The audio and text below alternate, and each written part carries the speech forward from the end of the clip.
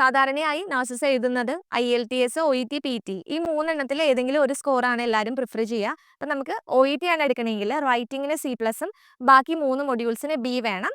Clubbing accept ചെയ്യും. Within 1 ഇയറുള്ള clubbing ആയിരിക്കണം. എഴുതുമ്പോൾ 4 മൊഡ്യൂൾസും ഒരുമിച്ച് തന്നെ എഴുതുക. സിംഗിൾ മൊഡ്യൂളായിട്ട് എഴുതാൻ പറ്റില്ല. ഓസ്ട്രേലിയ അത് അക്സെപ്റ്റ് ചെയ്യില്ല. മിനിമം സ്കോർ C+ൽ താഴാനും പാടില്ല ക്ലബ് ചെയ്യുമ്പോൾ. അതാണ് OETയുടെ റൂൾ വരുന്നത്. അത് PT നോക്കുകയാണെങ്കിൽ PT അക്കാഡമിക് ആണ് വേണ്ടത്. റൈറ്റിങ്ങിന് 56ഉം ബാക്കി 3 മൊഡ്യൂൾസിന് 66 ആണ് വേണ്ടത്. ക്ലബ് ചെയ്യുമ്പോൾ മിനിമം സ്കോർ 56ൽ കുറയാൻ പാടില്ല. സിംഗിൾ മൊഡ്യൂളായിട്ട് എഴുതാനും സാധിക്കില്ല. എഴുതുമ്പോൾ 4 മൊഡ്യൂൾസും ഒന്നിച്ച് തന്നെ എഴുതാനായിട്ട് ട്രൈ ചെയ്യുക.